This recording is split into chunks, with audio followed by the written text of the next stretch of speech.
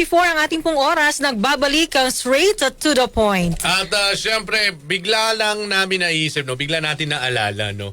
Na tama, no, partner? It's been 1 year. Yes. It's been 1 year simula nung pinadala sa ICC etong si dating Pangulong Rodrigo Duterte. Oh, siguro konting ano lang tayo, backstory, konting kwento lang po ng mga kasama. March 11, 2025 nga po, nang dating Pangulong Rodrigo Duterte ay arestuhin ng PNP, ng Interpol, sa bisa ng warrants of arrest na ini-issue po ng International Criminal Court para po ito sa kasong crimes against humanity na may kaugnayan dun sa kanyang war on drugs. So mula po sa kanyang biyahe sa Hong Kong, pagdating sa NAIA, agad siyang sinalubong ng mga arrest officer, 'di ba? At dahil maraming diskusyon, dinala siya sa Villamore Air Base at mula ho doon inilipad ang dating pangulo papuntang The Hague, Netherlands. And speaking of which, dahil nga ngayon po ay unang taon or 1 year simula nung naipadala sa ICC ang dating pangulo, abay meron hong mga pagkilos ngayong araw na ito at aalamin natin kung ano ang mga security measures na inihanda ng Manila Police District pagdating dyan sa mga pagtitipong ito. Nasa kabilang linya na po si Major Philip Ines, ang spokesperson ng MPD. Major, isang magandang umaga po. Kamusta po tayo, sir?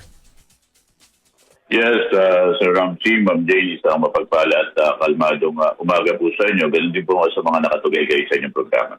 Okay. So, so far, Major, ano ho ba ang mga nakukuha nating mga impormasyon or mga updates regarding sa mga pagkilos ngayong araw na ito? Saang lugar po ang naririnig ho nating pinaplanong pagdausan ng mga kilos protesta ng may kaugnayan ho sa isang taon ng pagkakadetine ni dating Pangulong Rodrigo Duterte?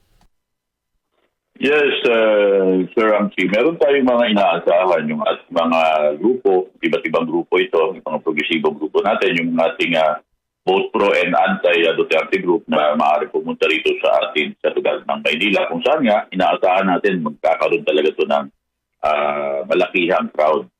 At syempre, ang ating iniwasan dyan, yung magkaroon ng tension yung dalawang grupo. At meron naman tayong nilatag na security plan dyan para maminsinan natin yung kaayusan, katahimikan at syempre yung katatagan ng lungsod ng Maynila. Opo. Sir, pero sa mga oras na ito, wala pa naman po tayong nakikita ng mga pagtitipon or yung mga nagsiset up po ng kanilang mga gamit para ho sa mga gagawing kilos protesta? Yes, Ma'am Jane, kanina yung tumawag tayo dito sa Tactical Operation Center natin para ipamonitor natin yung area. So far, wala pa tayong nakikita ng mga grupo na nagtitipon-tipon. Ganun pa man, yung ating mga pulis dyan ay nakahanda. Meron tayong humigit kumulang 3,000 MPD personnel para maglatag ng seguridad. Mga lugar tayong binabantayan dito. Kasama na rin siyempre dyan yung atin sa CRB Mindiola. Meron na rin tayo sa may area ng US Embassy. At marami pang lugar dito. At inaasahan natin kung sakaling merong mga grupo na pupunta rito, handang-handa yung Manila Police District para dyan. Opo, yung mga pulis po, sir, nakadeploy na po sila? Yes, may mga skeletal forces na tayo doon at ngayon naman ay nandito yung iba pa sa headquarters at papunta na doon sa mga area na maaaring pagpulungan o yung pagpuntaan itong ating mga kababayan. Oh, napansin ho natin yung mga ilang mga kilos protesta na idinaos din ho diyan sa Maynila. Napansin ho natin yung mga nagkilos protesta, medyo may pagka-aggressive ho sila. So ano ho ngayon yung inilatag na plano ng MPD para ho maiwasang maulit yung mga ganitong senaryo? Sa amin, Ma'am Jane, palagi tayo nandun sa pinaka-mataas na antas ng pagtitimpi o yung maximum tolerance. Makita naman natin kung ano yung ginagawa natin dyan. At patuloy nating pinapaalala na meron tayong mga freedom park dito kung saan nagpapakita ito na mataas yung ating pagrespeto sa karapatan nilang mamahayag. Ito naman ay ginagarantayan ng ating konstitusyon. Pero patuloy nating pinapaalala dito sa mga grupo na ito na ang karapatan at kalayaan ay laging may kaakibat na responsibilidad. Okay. Major, with regards sa mga magkikilos protesta, kailangan pa ba nila ng permit? At kung may permit man sila, hanggang anong oras lang ho sila pinapayagan na magkilos protesta? Dito po sa mga nabanggit natin, Sir Ramsey, na lugar, katulad po yung itong mga Freedom Park natin, itong Liwasang Bonifacio, Plaza Miranda, Plaza Dilot, Plaza Moriones, hindi po nila kailangan ng permit dyan. Dito po sila pwedeng mag-stage ng kanilang mga, sabi nga natin, mga iba't ibang issue at wala pong pagtutol ang inyong kapulisan dyan. Ang sa atin po dito, yung sinasabi natin, may mga lugar po dito na hindi talaga pwedeng mag-stage ng protest. Katulad po ng lugar na kalimitan nilang pinupuntahan. Alam naman po natin kung ano yung nagiging epekto niyan. Ngayon pong araw na ito, alam natin na ito pong araw na ito ay may pasok. Marami pong mga kababayan natin ang naapektuhan tuwing may mga ganyang pagkilos. At yun pong palagi natin pinapakiusap sa kanila. Sabi nga po natin dyan, Sir Ramsey, yung kanila pong palayaang mamahayag ay natatapos kapag yung karapatan ng mas nakakarami ay natatapakan na nila. Kaya yung po palutuloy natin pinapaliwanag sa kanila na tingnan din naman po nila yung mga kababayan natin sa habang nakahalukit-kit ay natatapakan nila yung karapatan. Opo. Sir, may mga grupo din po ba na humingi po ng permit sa inyo na makapag-rally dun po sa mga lugar na hindi po, yung mga hindi freedom parks at napagbigyan ho ba sila or hindi? Wala po tayong i-issue ng mga permit doon sa mga hindi po kasama doon sa lugar na yon. No? Meron po tayong mga freedom park. At sa ngayon po, kung meron po nag-issue ng, kung meron po silang mga in-apply na permit, wala pa po tayo nakukuha ang ganung impormasyon. Ganun pa man po, i-double check natin. Pero sa ngayon po, wala pa po tayo natatanggap na mga nag-apply ng permit. Okay. Sir, maiba naman ho ng usapin kasi for sure ang ating mga kapulisan po ay umiikot na rin po sa iba't ibang mga lugar including yung mga gasolinahan. Noong mga nakaraang araw po, may mga nakikita rin ho tayo mga nagbabantay na regarding sa presyo and all that. Kamusta naman po ang pag-iikot natin? Meron ho ba tayo mga nahuli uli na mga pasaway na mga gasolinahan na hindi na naman sumunod po sa presyuhan na itinakda?